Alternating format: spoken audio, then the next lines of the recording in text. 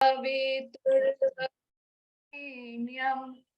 भर्गो देवस्य धीमहि धियो यो नः प्रचोदयात्।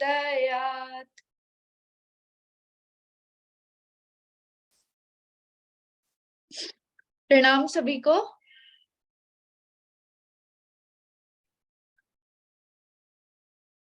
आवाज आ रही? आज का हमारा जो विषय है वो है हमें आजादी किसने दिलाई। 2022 में हमारा देश आजादी के अमृत महोत्सव के 75 साल पूर्ण कर चुका है। ऐसे में हमारे देश के युवाओं के लिए बहुत महत्वपूर्ण है कि आर्य समाज के द्वारा किया गया देश की स्वतंत्रता में योगदान जाने।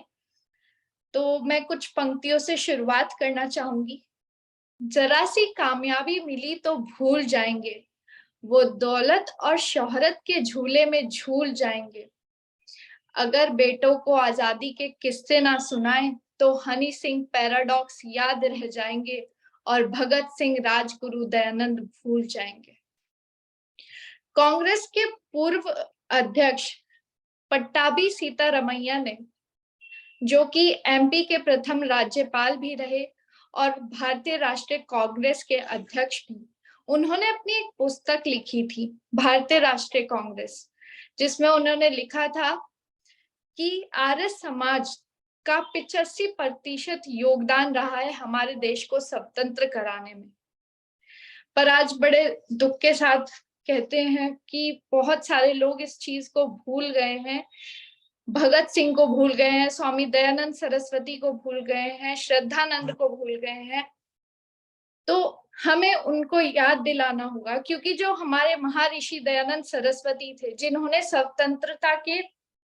स्वतंत्रता आंदोलन स्वतंत्रता को एक आंदोलन का रूप दिया था, जिसमें उन्होंने कई सारी स्वदेशी भाषा, हमारी हिंदी, संस्कृत, स्वदेशी उद्योग, इन सबको सामने लाया। उसके बाद हम बात करते हैं कि जो हमारे धर्म के पक्ष में तथा भारत एकता के जो प्रमुख जाति प्रथा और अछूतवाद के विरुद्ध तुमुल आंदोलन सर्वप्रथम महर्षि दयानंद सरस्वती ने शुरू किया। उन्होंने अंग्रेजों के प्रति कोई ऐसा आंदोलन नहीं शुरू किया था जिससे कि कोई सांप्रदायिक हिंसा बढ़े, बल्कि उन्होंने बहुत ही धैर्यपूर्ण इस चीज को मतलब आगे बढ़ाया। उन्होंने बहुत सारे ऐसे पिलर्स खड़े कर दिए हमारे सामने, जैसे महर्षि दयानंद ने श्रद्धानंद और बहुत से हमारे अनुयायियों को खड़ा कर दिया आर्य समाज के, जो आगे चलकर हमारे देश को आजादी दिलाने में समर्थ रहे। उसके बाद जब हम बात करते हैं भगत सिंह की, तो भगत सिंह के जो दादा थे अर्जुन सिंह जी, वो महर्षि दयानंद को बहुत ज्यादा मानते थे और उनसे उन्होंने बहुत सारी प्रेरणा ली थी। उसके बाद जब भगत सिंह ने फांसी ली, भगत सिंह को फांसी दी गई। और उसके बाद तो मेन जो आज का हमारा टॉपिक है कि हमें आजादी किसने दिलाई। लोगों को लगता है कि जो हमें आजादी केवल जो कांग्रेस द्वारा उस समय पर बताया गया कि हमें केवल आजादी गांधी जी ने और नेहरू जी ने दिलाई है, जबकि उनके पीछे जो असली कहानी हमारी छुपी है, वो छुपी हुई है कि हमें आजादी भगत सिंह, श्रद्धानंद और दयानंद सरस्वती जैसे, लाला लाजपत राय जैसे लोगों ने दिलाई। क्योंकि कई सारे ऐसे, जैसे हम जानते हैं कि जो महर्षि दयानंद थे वो कोई राजनीतिक व्यक्ति नहीं थे, लेकिन उनकी जो राजनीतिक और उनका समाज शास्त्र, अर्थशास्त्र आदि सब कुछ वेद से निहित हुआ था। उन्होंने ब्रिटिश साम्राज्य के विरुद्ध कोई सीधा आंदोलन नहीं छेड़ा, जबकि सर्वप्रथम एक ऐसा समाज निर्मित करने का आंदोलन किया जिससे पूर्ण सामाजिक न्याय सनातन पर आधारित हो। और उसके फलस्वरूप विदेशी गुलामी में बंधे बंधे लोगों को, बंधे देशवासियों को हम मुक्त कर सकें। आर्य समाज कोई मत, पंथ या धर्म संप्रदाय नहीं है। जैसे भाजपा के लोग, भाजपा के सदस्यों को भाजपाई कहा जाता है, कांग्रेस के सदस्यों को कांग्रेसी कहा जाता है, ठीक उसी प्रकार जो हमारा आर्य समाज है वो राष्ट्रवादी, वेदवादी है, इसलिए उसे आर्य समाज कहा जाता है। और फिर हम बात करते हैं कि जब हम देखते हैं या हम कहीं बाहर जाते हैं, किसी संसद में जाते हैं, तो हम देखते हैं वहां तस्वीरें लगी हैं जवाहरलाल नेहरू की, महात्मा गांधी की। हमारे जो देश का युवा है वो भूल गया है, हमें उनको याद दिलाना है। जो मैंने कविता अभी शुरू में कही कि हनी सिंह याद रह जाएंगे और भगत सिंह भूल जाएंगे, उनके योगदानों को उनकी रगों में उतारना होगा। जो हमारी जो भगत सिंह थे, उन्हें हम आज का युवा केवल गाड़ियों पे, बसों पे अपने स्टिकर चिपका लेगा कि भगत सिंह हमारे थे, भगत सिंह मतलब हिंसा का झंडा भगत सिंह के नाम पर लोग लेकर चलते हैं, जो चीज बिल्कुल भी ठीक नहीं है। उसके बाद जब हम बात करते हैं शिक्षा पद्धति की, अब फिर से शिक्षा पद्धति को मतलब चेंज करने की बारी आ रही है। तो उसमें स्वामी श्रद्धानंद का बहुत योगदान रहा है। जब मैक्लो की शिक्षा नीति को उन्होंने अपना करारा जवाब दिया था, जब वो भारत में भारत की गुरुकुल परंपरा को गलत ठहराने की कोशिश कर रहे थे, तो उस गुरुकुल परंपरा को हमें वापस लाना है। तो ये सब लोग हमारे जो थे, जो हमारी भारतीय संस्कृति को बढ़ावा देना चाह रहे थे, उनको रोका गया। और आजकल तो कुछ और ही चल रहा है। जैसे हम बात कर रहे हैं कि अभी धर्म के ऊपर हिंसा चल रही है, सत्याग्रह प्रकाश के ऊपर लोग बहुत सारी गलत चीजें बोलते हैं और मनुस्मृति को जलाने की बात करते हैं। बिना पढ़े, बिना सोचे समझे कोई कुछ भी कर रहा है। उन्होंने हमारे देश के जिन्होंने हमें सही में आजादी दिलाई, उनको भूल गए हैं। भगत सिंह जो जेल में अपने साथियों के साथ कई कई दिनों तक भूखे रहे। आज किसी को खड़ा कर दो, एक दिन भी कोई भूखा रह के दिखा ले तो। फिर हम बात करते हैं ऋषि दयानंद की, तो वो महर्षि दयानंद कई बार जहर पी गए। उन्होंने देश की रक्षा के लिए अपने प्राण उत्सर्ग कर दिए। तो केवल झंडा उठाने से कि भगत सिंह थे वो नास्तिक थे, जबकि भगत सिंह नास्तिक नहीं थे। वो भगवत गीता की एक छोटी किताब अपनी जेब में रखते थे। तो ये सारी चीजें हैं कि हम उनको निगेटिव वे में देख रहे हैं कि वो ऐसे थे, उनकी एक इमेज बना दी है। महर्षि दयानंद सरस्वती को लोग गाली देते हैं, तो क्यों देते हैं, मतलब उसका क्या कारण है? उसका कारण केवल यही है क्योंकि बिना पढ़े, बिना जाने वो कुछ भी, बिना किसी फैक्ट्स के वो आकर किसी भी बात पर टिप्पणी शुरू करना। महर्षि मनु के ऊपर बोलते हैं कि उन्होंने स्त्रियों के ऊपर ये, और सबसे बड़ी बात की जो हमें यज्ञोपवीत के ऊपर बोलते हैं कि महिलाओं को यज्ञ नहीं करना चाहिए, और यज्ञ के विरुद्ध बात करते हैं कि महिलाओं को अधिकार नहीं है या शूद्रों को अधिकार नहीं है, जबकि ऐसा कुछ नहीं है। महिलाएं भी यज्ञ कर सकती हैं जब हम खुद यज्ञ करते हैं, क्योंकि ईश्वर से हमें खुद को कनेक्ट करना है। तो एक माध्यम हमारा यज्ञ भी होता है और हमारा मंत्र जप भी होता है। तो जो हमारी आजकल जो आजादी के झंडे उठाए जा रहे हैं वो कुछ इसी प्रकार, जैसे अब रिसेंट जो हमारा केस चल रहा है वो है कि एक मूवी आने वाली है जिसका नाम है केरल स्टोरी, जो 5 मई को रिलीज होने वाली है। तो उसमें भी एक तरीके से हम बात करें तो आजादी के ऊपर ही वो बात है। आजादी किस प्रकार से, ISIS जिस प्रकार हमारे देश की लड़कियों को, मतलब भारत की लड़कियों का धर्म परिवर्तन करा रहा है। केरल में 33,000 लड़कियों का धर्म परिवर्तन हुआ था। तो इस समय एक आजादी उस समय थी और एक आजादी इस समय है। तो हमें इस समय जो आजादी चाहिए वो चाहिए कि हम किस तरह अपने धर्म को प्रोटेक्ट कर सके, अपने सनातन धर्म को बचाए रख सके। जिस प्रकार स्वामी श्रद्धानंद जी ने धर्म परिवर्तित कर चुके लोगों को वापस अपने सर्व धर्म में लाया था, ठीक उसी प्रकार हमें इन सब चीजों को रोकना है। जो लेफ्टिस्ट हैं वो इस द केरल स्टोरी का विरोध कर रहे हैं, क्योंकि उसमें दिखाया गया है कि एक मुस्लिम लड़की आती है और आकर के हिंदू लड़कियों में मिलती है, उनसे बात करती है, उनको कहती है कि जब वो लोग बाहर जाते हैं तो कुछ लड़के उनको परेशान करते हैं, और जब वो लड़के उनको परेशान करते हैं तब वो लड़कियां कहती हैं कि तुम अगर हिजाब पहनोगी तो तुम्हें ये लड़के परेशान नहीं करेंगे। और ठीक उसी प्रकार जब वो हिजाब पहनकर बाहर जाती हैं तो वो लड़के उनको परेशान नहीं करते हैं कि अल्लाह तुम्हें प्रोटेक्ट करेगा, और तुम किस भगवान को मानती हो, शिव को जो अपनी पत्नी की भी रक्षा नहीं कर सका, वो कैसा भगवान है, केवल अल्लाह भगवान है। फिर उनको लव जिहाद का लव जिहाद में फंसाते हैं, उन्हें पूरा पक्का यकीन दिलवाते हैं कि हाँ हम हैं जो तुम्हारी रक्षा करेंगे।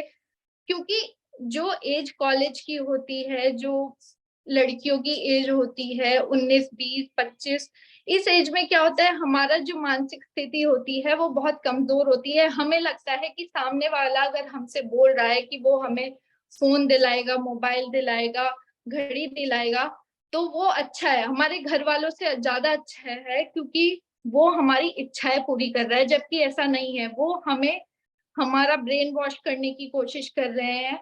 और फिर जब वो उनका धर्म परिवर्तित करा देते हैं, वो उन्हें आईएसआईएस में ले जाके आतंकवादी बनाते हैं। तो आज जो असली आजादी की बात चल रही है, वो आज हमें चाहिए इन लोगों से आजादी। हमें अपने आप को प्रोटेक्ट रखना होगा, एकदम बांध के रखना होगा।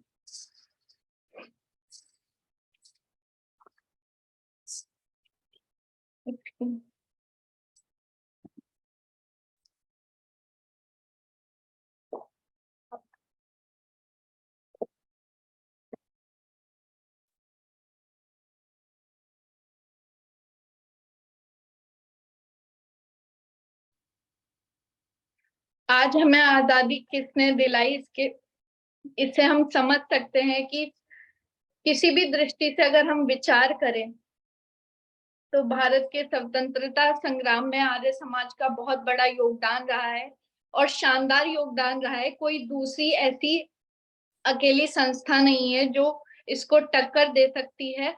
तो जो आर्य समाज है वो भी आज एकमात्र ऐसा काम कर रहा है जो कोई उद्योग नहीं खोल के बैठा है। अगर हम और बाकी की संस्थाएं देखते हैं, वो अलग अलग उद्योग बना के बैठी है, उन्होंने काम शुरू कर दिया है, वो अपने प्रोडक्ट्स बना रही है, बेच रही है, उन्होंने अपनी प्रतिमाएं खड़ी कर दी हैं। जबकि हमारा जो समाज है वो देश को आगे बढ़ाने का काम कर रहा है, सच में आजादी दिलाने का काम कर रहा है। बहुत बहुत धन्यवाद।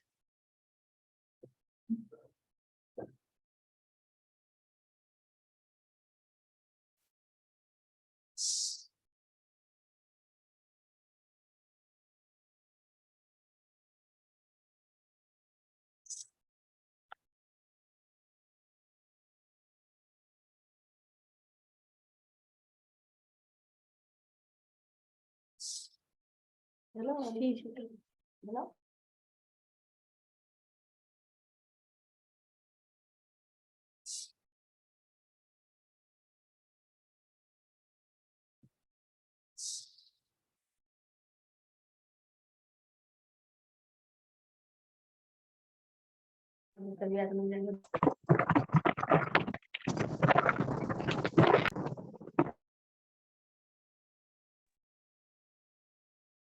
जी। जी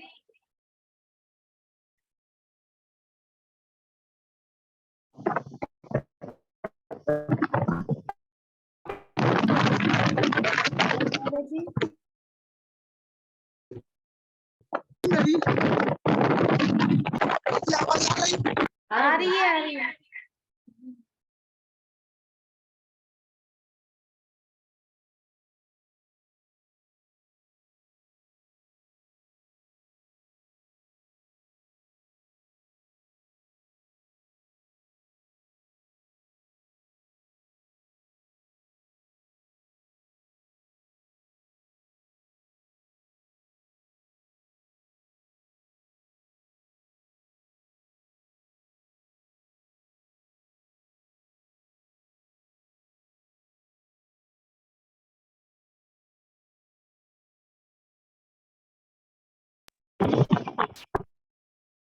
ज्यादा बोले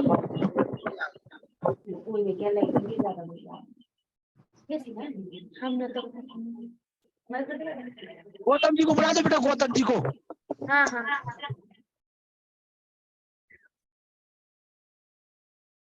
जी आइए गौतम जी। जी आचार्य जी, गौतम जी आप आ जाइए जी, अपना माइक खोल लीजिए। जी आचार्य जी, गौतम जी।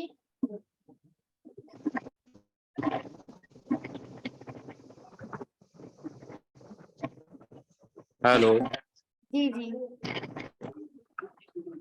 क्या स्वागत है आपका। जी, नमस्ते सभी को। नमस्ते जी। तो अभी अभी मुझसे पूर्व मुस्कान जी ने बहुत अच्छी विचार प्रकट किए। उन्होंने बहुत धैर्यता से और बहुत ही गंभीर शब्दों में एक प्रकार से गागर में सागर भरने का कार्य किया।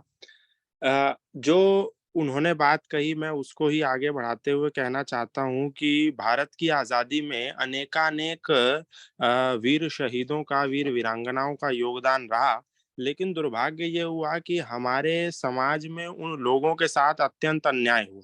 जैसे स्वामी श्रद्धानंद का नाम लिया गया और महर्षि दयानंद का नाम लिया गया। ये दो एक ऐसे निर्भीक सन्यासी थे जिनके साथ आज हमारे समाज ने सर्वाधिक अन्याय किया। अन्याय कैसे किया, आज आप देखिए कि जब भी सन्यास परंपरा की बात आती है तो एक ऐसे सन्यासी हैं जिनका बड़े धड़ल्ले से नाम लिया जाता है। और जिन सन्यासी का नाम लिया जाता है उनके मिशन के साथ ईसाई मिशनरियों का जो कनेक्शन है वो कहीं से कहीं तक छुपा नहीं है। आप लोगों को जानकर के आश्चर्य होगा, एक व्यक्ति जिसने वेदों के साथ सबसे ज्यादा अन्याय किया, जिन्होंने वेदों के मंत्रों का सबसे अधिक अनर्थ किया, उस व्यक्ति का नाम था इस देश में मैक्स मुलर। और उस मैक्स मुलर ने उस सन्यासी के गुरु की आत्मकथा लिखी, उस गुरु की जीवनी लिखी, उनकी बायोग्राफी लिखी। और मैक्स मुलर ने उनके गुरु की प्रशंसा करी, स्वामी की प्रशंसा करी, स्वामी ने मैक्स मुलर की प्रशंसा करी। और उसी मैक्स मुलर ने ऋषि दयानंद के वेद भाष्यों को, ऋषि दयानंद के विचारों को जंगली विचार तक कहा। अर्थात ऋषि दयानंद के साथ इस समाज में कितना अन्याय हुआ, स्वामी श्रद्धानंद को आज इस दुनिया में कितने लोग जानते हैं। आज आप देखिए कि भारत की आजादी की बात हो रही है, लेकिन आज हमें धार्मिक आजादी की भी अत्यंत आवश्यकता है। कोई भी आता है और हमारे भाइयों को अपने चंगुल में फंसा लेता है। कोई भी आता है हमारे भाइयों को ईसाई बना लेता है, कोई भी आता है हमारे भाइयों को मुसलमान बना लेता है। और आज हमारे समाज में कोई भी व्यक्ति, हमारा धर्म गुरु, हमारा धर्म का अधिष्ठाता, कोई भी जब 100 लोगों को, 200 लोगों को, 300 लोगों को स्वमत में परिवर्तित कराता है, अर्थात जो लोग किसी कारणवश मुसलमान बन गए हैं अथवा ईसाई बन गए हैं, उन लोगों को जब कोई सनातन का व्यक्ति 100 लोगों को अथवा 50 लोगों को अपने धर्म में वापस लाता है तो उसके ढोल पीटे जाते हैं, उसको बजाया जाता है। और ढोल पीटने के साथ साथ पूरे समाज में डंका बजाया जाता है कि ये व्यक्ति 100 लोगों को वापस ले आया। लेकिन हमारे ही समाज में पूज्य स्वामी श्रद्धानंद जी महाराज, जिसने पहली ही घर वापसी करी अखिल भारतीय शुद्धि सभा के नेतृत्व में, वो 5,000 लोगों की थी। और 3 साल के भीतर जब तक वो जीवित रहे, 3 साल के कालखंड में उन्होंने लाखों लाख लोगों को स्वमत में परिवर्तित कराया। उनके उनसे पहले के इतिहास में आप देखेंगे तो एक भी समाज का, पंडित वर्ग का कोई भी व्यक्ति, जो तथाकथित, मैं जिसको कहता हूं वो तथाकथित पंडित वर्ग का व्यक्ति, चाहता नहीं था कि कोई व्यक्ति यदि सनातन का दूसरे मत में चला गया है, विधर्मियों के चंगुल में फंस गया है, तो वो वापिस आ जाए। वापिस लाने का कोई प्रावधान इस समाज में हुआ नहीं करता था। केवल और केवल स्वामी श्रद्धानंद एक ऐसे सन्यासी हुए जिन्होंने एक झटके में उत्तराखंड के 39 गांव एक झटके में, आप समझ के देखिए कि एक एक गांव में कई कई लोगों की आबादी रहती थी, एक झटके में 39 गांव उन्होंने स्वधर्म में परिवर्तित कराए। और वो 39 गांव कैसे मुसलमान बन गए थे, वो 39 गांव कैसे ईसाई बन गए थे, वो 39 गांव कैसे विधर्मी बन गए थे। ऐसे बन गए थे कि कोई भी व्यक्ति दूसरे मत का आकर के उनके कुएं में कुल्ला कर जाता था प्रातः काल में, और जो उस कुएं का पानी पी लेता था सनातन धर्मी, तो भारत के पंडित लोग या उस वर्ग के स्वयं को अधिष्ठाता कहने वाले लोग कहते थे कि अब तो ये मुसलमान बन गए, या अब तो ये ईसाई बन गए, या अब तो ये विधर्मी बन गए, अब इनको वापिस लाने का कोई जरिया बचा नहीं। आप देखिए कि उनके लिए कितना सरल हमारे लोगों ने कर दिया था कि जो व्यक्ति एक व्यक्ति को दूसरे मत में परिवर्तित करने के लिए पहले बहुत सारा धन लगता था, बहुत सारा जोर जबरदस्ती लगती थी, बहुत भय प्रयोग में लाना पड़ता था, तब जाकर के एक व्यक्ति विधर्मी बनता था। लेकिन हमारे ही वर्ग के लोगों ने कितना आसान कर दिया किसी को भी विधर्मी बनाना, कि कोई भी बाहर का आकर के कुल्ला कर जाएगा और तुमने यदि गलती से उसका पानी पी लिया तो तुम मुसलमान बन गए, तुम ईसाई बन गए। लेकिन इस भ्रांति को तोड़ने का काम एक व्यक्ति ने इस समाज में किया जिसका नाम था स्वामी श्रद्धानंद। लेकिन आज हमने उन स्वामी श्रद्धानंद को क्या दिया? क्या हम उनके व्यक्तित्व के साथ न्याय कर पाए? क्या हम उनके व्यक्तित्व को जन जन तक पहुंचा पाए? आज जितने भी लोग घर वापसी का ढोल बजा रहे हैं, उनमें से बहुत से ऐसे लोग, क्या मैं कहूंगा 99.9% लोग होंगे जो स्वामी श्रद्धानंद का नाम तक नहीं जानते। और ये वर्ष इसलिए भी महत्वपूर्ण है क्योंकि ये ऋषि दयानंद की 200वीं जयंती है, अथवा द्वितीय शताब्दी महोत्सव वर्ष तो है ही, इसके साथ साथ ये वर्ष स्वामी श्रद्धानंद द्वारा स्थापित उस शुद्धि सभा का शताब्दी वर्ष भी है। इसी साल के फरवरी महीने में उस शुद्धि सभा को स्थापित हुए 100 वर्ष पूर्ण हो गए। तो इस दृष्टि से भी ये वर्ष हमारे लिए अत्यंत महत्वपूर्ण है। और लेकिन दुर्भाग्य इसके साथ साथ ये है कि हमारे भारत के लोगों को नहीं पता। हमारे भारत के लोगों को नहीं पता कि आजादी दिलाने में केवल एक व्यक्ति का हाथ नहीं रहा। हमारे भारत के लोगों को नहीं पता कि दे दी हमें आजादी बिना खड़क बिना ढाल, साबरमती के संत तूने कर दिया कमाल। ये महज एक मुहावरा है, ये महज एक पहेली है, और ये महज एक जुमला है जो बार बार रटाया गया, दोहराया गया। और एक भी आर्य समाज के व्यक्ति को, एक भी भारतीय सनातन धर्म के व्यक्ति को इस नारे से या गांधी जी से कोई परहेज नहीं है। एक भी व्यक्ति ऐसा नहीं कहता कि हम गांधी जी को नहीं मानते, एक भी व्यक्ति ऐसा नहीं कहता कि हम गांधी जी को नकार देते हैं पूर्ण रूप से। हम तो केवल इतना कहते हैं कि ये कहना मात्र कि गांधी ने ही देश को आजादी दिलाई, ये मात्र कहना कि एक व्यक्ति था जिसने इस देश को आजादी दिलाई, ये उन तमाम लोगों के साथ अन्याय है, ये खुदीराम बोस के साथ अन्याय है, ये भगत सिंह के साथ अन्याय है, ये लाला लाजपत राय के साथ अन्याय है, ये राजगुरु सुखदेव, राम प्रसाद बिस्मिल, चंद्रशेखर आजाद और सुभाष चंद्र बोस के साथ अन्याय है। क्योंकि उन लोगों ने 16 साल की उम्र में, 17 साल की उम्र में, 18 साल की उम्र में, 19 साल की उम्र में इस भारत देश के लिए अपने प्राणों की आहुति दी। उन लोगों ने फांसी के तख्ते चूमे, उन लोगों ने अपने प्राणों का उत्सर्ग किया, उन लोगों ने अपने प्राण को न्यौछावर किया, उन लोगों ने अपने जवानी को जलाया इस देश के लिए। और हमने क्या गाया कि दे दी हमें आजादी बिना खड़क बिना ढाल, साबरमती के संत तूने कर दिया कमाल। इसके बाद हमने उस व्यक्ति को राष्ट्रपिता घोषित कर दिया। आप बताइए कि कौन अमेरिका का पिता है आज? आप बताइए कौन यूक्रेन का पिता है, कौन रशिया का पिता है, कौन जापान का पिता है, कौन ऑस्ट्रेलिया का पिता है? कोई देश का पिता होता है क्या? सब देश के पुत्र होते हैं। शास्त्र में पिता की भी परिभाषा आती है और पुत्र की भी परिभाषा आती है। यो अन्य विद्या सुशिक्षा आदि दाने पालयति रक्षति च स पिता।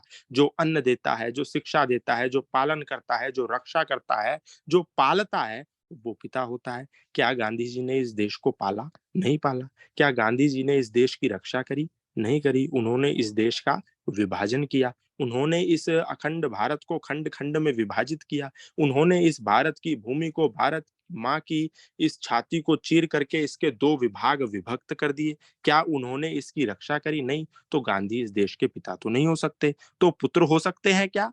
राष्ट्रपिता तो नहीं हो सकते, तो क्या पुत्र हो सकते हैं? इसका भी परिभाषा दी। ऋषियों ने कहा कि दुर्गतय पित्रो रक्षति सपुत्रा। जो अपने पिता की दुर्गति से रक्षा करता है वो पुत्र होता है। जो अपने पिता की दुर्गति से रक्षा करता है वो पुत्र होता है। क्या भारत को दुर्गति में ले जाने से गांधी ने रोका, अथवा गांधी ने दुर्गति से भारत को बचाया या गांधी जी ने इस अच्छे हंसते खेलते भारत को दुर्गति में फंसाया? दुर्गति से गांधी जी ने इस देश की रक्षा नहीं करी, अब उल्टा इन्होंने उसको दुर्गति में डाला। लाखों लाख भारतीय सनातन धर्मियों की हत्याएं कर दी गई, लाखों लाख लोगों ने अपने प्राण गंवा दिए, लाखों लाख महिलाओं के साथ बलात्कार हुआ, लाखों लाख महिलाओं की अस्मिता और इज्जत को तार तार किया गया। लेकिन फिर भी हमने कहा कि ये देश के राष्ट्रपिता हैं। राष्ट्रपिता नहीं, ये तो राष्ट्र के पुत्र भी नहीं है। शास्त्र इनको राष्ट्र का पुत्र नहीं मानते, और तो और भारत की सरकार इनको राष्ट्र का पिता नहीं मानती। कैसे नहीं मानती? एक व्यक्ति ने आरटीआई डाली, एक लड़की ने लखनऊ से आरटीआई डाली और भारत सरकार से पूछा कि जिस व्यक्ति को तुम भारत की आजादी का पुरोधा कहते हो, जिस व्यक्ति को तुम कहते हो कि ये राष्ट्र का पिता है, कौन से ऐसे प्रमाण पत्र हैं जो ये साबित करते हैं कि ये व्यक्ति राष्ट्र का पिता है? आप देखिए, कोई भारत रत्न होता है तो उसको एक प्रमाण पत्र भारत सरकार जारी करती है, कोई पद्मश्री होता है तो एक सर्टिफिकेट जारी होता है, कोई पद्मश्री होता है तो एक दस्तावेज जारी होता है। लेकिन कौन सा ऐसा दस्तावेज है, भारत सरकार से पूछा गया, बताइए और दिखाइए, इस देश के सामने सार्वजनिक कीजिए, आखिर वो दस्तावेज कौन सा है जिसके आधार पर गांधी को राष्ट्रपिता कहा जाता है? तो भारत सरकार ने जवाब में जो कहा, उसे आप जान करके आश्चर्यचकित हो जाएंगे कि भारत सरकार ने कहा कि ऐसा हमारे पास कोई दस्तावेज नहीं है, ऐसा हमारे पास कोई सर्टिफिकेट नहीं है, ऐसा हमारे पास कोई डॉक्यूमेंट नहीं है जो ये प्रमाणित कर सके कि हाँ, गांधी जी इस देश के पिता हैं। इस देश के गांधी पिता नहीं है। ये तो भारतीय राजनीति के वोट बैंक के चक्कर में एक व्यक्ति को भारत के लोगों पर आलब्ध कर दिया गया, एक व्यक्ति को भारत के लोगों पर ढोने के लिए मजबूर कर दिया गया कि इस व्यक्ति को तुमको ढो करके रहना है। तो मेरा कहने का तात्पर्य क्या है, क्योंकि आज का विषय है हमको आजादी किसने दिलाई। जब हम इतिहास पढ़ेंगे तो आज आर्य समाज के बारे में लोग नहीं जानते। पट्टाभी सीतारमैया जो कांग्रेस के अध्यक्ष रहे, पट्टाभी सीतारमैया जो मध्य प्रदेश के प्रथम राज्यपाल रहे, पट्टाभी सीतारमैया जिन्होंने कांग्रेस की स्वर्ण जयंती पर कांग्रेस का इतिहास प्रकाशित किया, उन्होंने उसी कांग्रेस के इतिहास की पुस्तक में लिखा कि आखिर वो कौन लोग हैं जिन्होंने भारत को आजाद कराया। तो वो लिखते हैं कि 85% योगदान इस देश को आजाद कराने में आर्य समाजियों का था। लेकिन हमारे लोगों में क्या भ्रांति फैल गई, हमारे लोगों में क्या विभेद पैदा हो गया, हमारे लोगों के मन में क्या गलत धारणाएं पैदा हो गई कि ये जो आर्य समाजी लोग हैं ये तो नास्तिकतावाद के समर्थक हैं, ये जो आर्य समाज के लोग हैं, जो ऋषि दयानंद हैं, ये तो नास्तिक लोग हैं, ये तो परमात्मा में विश्वास नहीं करते, ये तो भगवान को नहीं मानते, ये तो पंडितों को नहीं मानते, ये तो वेदों को नहीं मानते, ये तो शास्त्रों को नहीं मानते। लेकिन वही लोग भूल गए कि जब मंदिरों की भी आजादी की बात है, क्योंकि आजाद मतलब ये नहीं कि भारत आजाद, भारत आजाद के भीतर जब मंदिरों को गुलाम कर लिया गया। मंदिरों को कैसे गुलाम किया गया? मंदिरों को जब हैदराबाद के निजाम ने ताले लगा दिए, जब घंटों पर बैन लगा दिया कि कोई घंटी नहीं बजेगी, किसी मंदिर में घड़ियाल नहीं बजेगा, किसी मंदिर में आरती नहीं गाई जाएगी, किसी मंदिर में पूजा नहीं होगी, क्या था? ये मंदिरों की आजादी को छीन लिया गया। जब मंदिरों की आजादी को हैदराबाद में छीन लिया गया तो एक भी पंडित जी आकर के खड़े नहीं हुए। उस समय महात्मा नारायण स्वामी आर्य समाज के नेता, महात्मा स्वतंत्रतानंद आर्य समाज के नेता, महात्मा आनंद स्वामी आर्य समाज के नेता खड़े हुए और जाकर के वहां अपने प्राण को हथेली पर रख करके निजाम के सामने आकर के आंदोलन किया, और हजारों लाखों आर्य समाजियों ने वहां पर जाकर के अपने प्राण तक दिए। वहां पर लाखों लोगों ने जेल भरो आंदोलन किए, और जब जेल भरो आंदोलन में पता चला, निजाम को लगा कि अब ये आंदोलन तो बहुत उग्र हो गया है, मंदिरों के ताले खोलने पड़ेंगे और ये आंदोलन थमने वाला नहीं है, मंदिरों को गुलाम नहीं बनाया जा सकता, मंदिरों को इन तालों से, इन जंजीरों से, इन बेड़ियों से आजाद करना पड़ेगा, तो उनको अपने घुटने टेकने पड़े। लेकिन उस व्यक्ति ने, उस निजाम ने ये जिज्ञासा प्रकट करते हुए महात्मा नारायण स्वामी को अपने पास बुलवाया। बोला, अरे आर्य समाजियों, तुम तो मूर्तियों की पूजा नहीं करते, तुम तो मंदिर में नहीं जाते, तुम तो घड़ियाल नहीं बजाते, तुम तो आरती नहीं गाते, तुम तो मूर्तियों में नहीं मानते, तुम तो निराकारवादी हो, तो तुमने ये मंदिरों को आजाद कराने का आंदोलन क्यों छेड़ा? क्यों तुम इन मंदिरों के समर्थन में आए, जबकि तुम तो मूर्ति पूजक नहीं हो? तो उस समय नारायण स्वामी जी महाराज ने कहा, बोला कि हम भले ही मंदिरों को पूजते नहीं, भले ही हम मूर्तियों की पूजा नहीं करते, लेकिन ये जो मूर्तियों की पूजा करते हैं ये हमारे भाई हैं, और ये जिन मूर्तियों की पूजा करते हैं, जिस राम की मूर्ति की पूजा करते हैं, जिस कृष्ण की मूर्ति की पूजा करते हैं, जिस श्री हनुमान की मूर्ति की पूजा करते हैं, ये जिन मूर्तियों की पूजा करते हैं वो मूर्तियों में विराजमान लोग जो हैं वो व्यक्तित्व तो हमारे पूर्वज हैं। और हम भले ही अलग अलग हैं, हम मूर्ति पूजक नहीं है, ये मूर्ति पूजक हैं, हम निराकारवादी हैं, ये साकारवादी हैं, लेकिन है ये हमारे भाई और हम दो कैंची की तरह है। जिस प्रकार कैंची के दो धड़े होते हैं, भले ही आपस में कितना ही बजते रहे लेकिन इनके बीच में जो आता है वो कट जाता है। तो मंदिरों को आजाद कराने का आंदोलन भी यदि किसी ने लड़ा तो वो आर्य समाज ने लड़ा, लेकिन दुर्भाग्य ये कि हम उसको जन जन तक नहीं पहुंचा पाए। और तो और जब हमारे महापुरुषों को, जब हमारे पूर्वजों को बदनाम कर दिया गया, जब छलिया कृष्ण, रसिया कृष्ण, चोर कृष्ण, व्यभिचारी कृष्ण, बलात्कारी कृष्ण ऐसे नाम के छाप छाप करके पर्चे इस पूरे देश में, दुनिया में बांट दिए गए, जब कृष्ण को बदनाम किया गया तो उस समय एक भी व्यक्ति आकर के तिलक लगाने वाला, एक भी कृष्ण की आरती गाने वाला खड़ा नहीं हुआ जिसने कहा कि तुम्हारी हिम्मत कैसे हुई कि तुमने कृष्ण के चरित्र के साथ इतना दोहन किया, आपकी कैसी इतना दुस्साहस हुआ। एक भी व्यक्ति नहीं बोल पाया, क्योंकि यदि कोई बोलता, यदि कोई उसका प्रतिकार करता तो सजाए मौत होती, सर तन से जुदा गुस्ताखे नबी की एक सजा। लेकिन उस समय भी ऋषि दयानंद के एक अनुयायी खड़े हुए, पंडित चमुपति एम.ए. खड़े हुए और बलात्कारी कृष्ण, चोर कृष्ण, व्यभिचारी कृष्ण का प्रत्युत्तर उन्होंने कैसे दिया? उन्होंने ऐसे दिया, उन्होंने एक किताब लिखी योगेश्वर श्री कृष्ण। पहले तो उन्होंने कृष्ण का असली चरित्र लिखा, महाभारत के अनुसार जो चरित्र था वो लिखा, और उसके बाद उन्होंने एक और चरित्र लिखा जिसमें पैगंबर मोहम्मद का चरित्र चित्रण किया। उनका चरित्र चित्रण करके बताया कि तुम हमारे योगेश्वर भगवान श्री कृष्ण पर उंगली तो उठाते हो, लेकिन क्या तुम अपने गिरेबान में झांक करके देख सकते हो? यदि नहीं झांक के देख सकते तो हम तुम्हें झकवाएंगे। और उन्होंने वो किताब छाप तो दी, लेकिन एक भी मुद्रक, एक भी प्रेस, एक भी व्यक्ति उसको छापने के लिए जब इस देश में तैयार नहीं हुआ, एक भी माथे पर तिलक लगाने वाला और एक भी कृष्ण की आरती गाने वाला, एक भी कृष्ण को रसिया, चोर, छलिया बताने वाला, मनहारी बताने वाला जब तैयार नहीं हुआ, तो उस समय महाशय राजपाल जो एक प्रेस चलाते थे, जो एक मुद्रक चलाते थे, वो तैयार हुए और बोले कि मैं इसको छापने का साहस करता हूं, और पंडित जी, चमुपति एम.ए. जी, मैं आपका नाम भी नहीं दूंगा।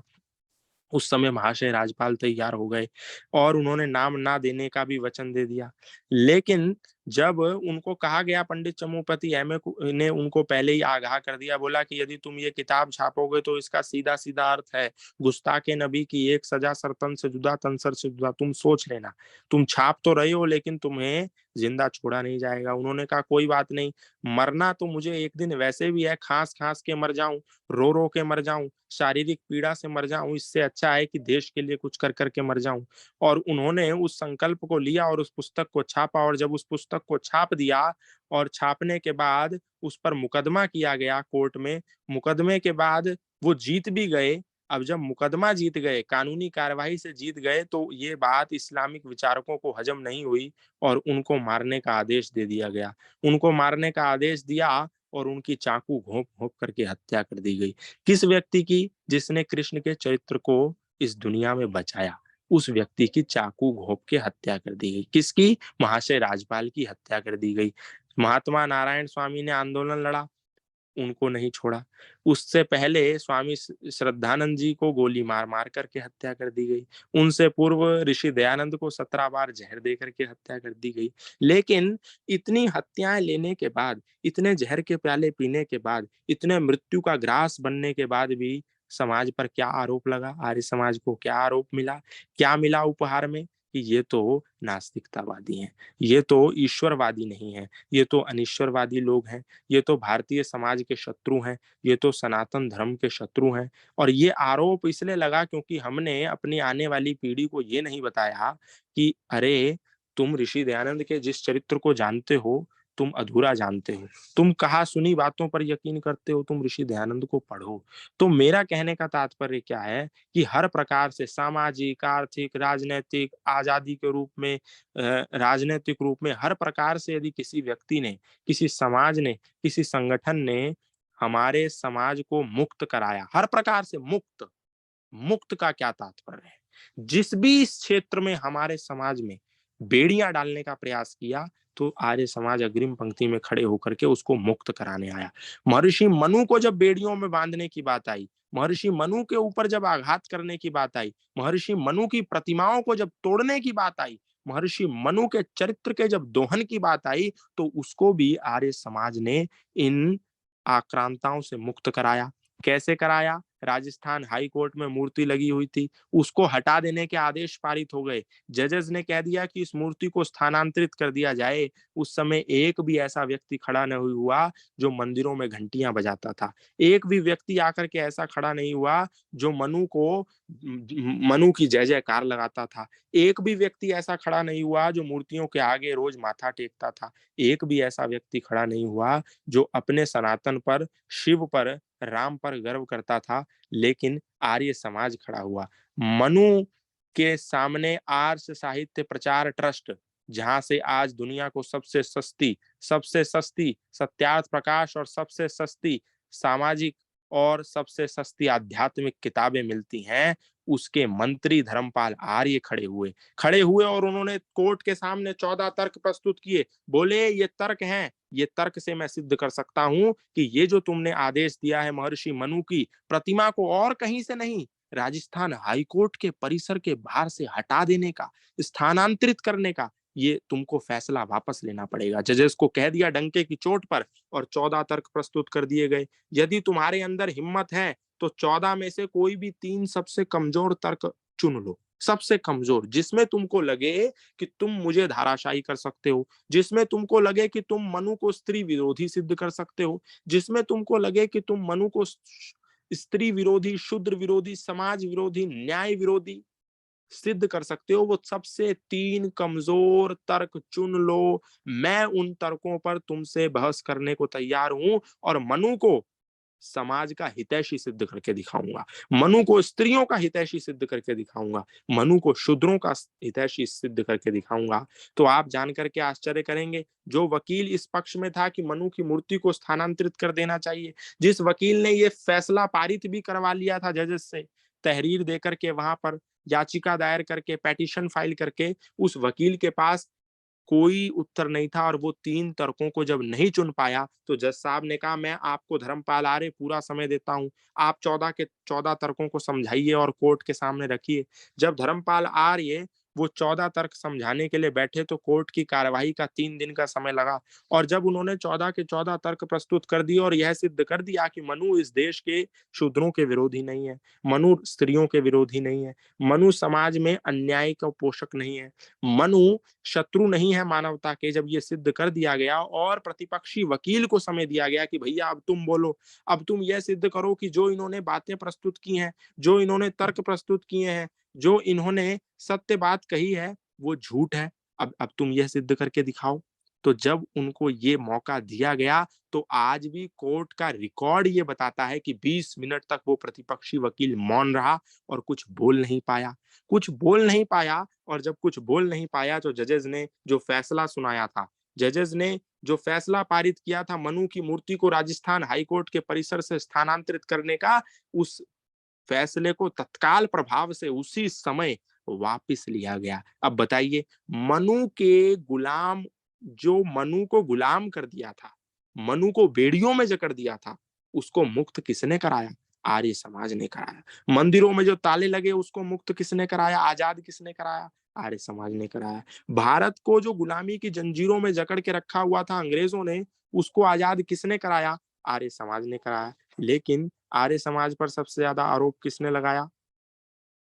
इन्हीं लोगों ने लगाया। तो आज हमें ये समझने की जरूरत है। और मैं आपको एक बात और प्रस्तुत करना चाहता हूं।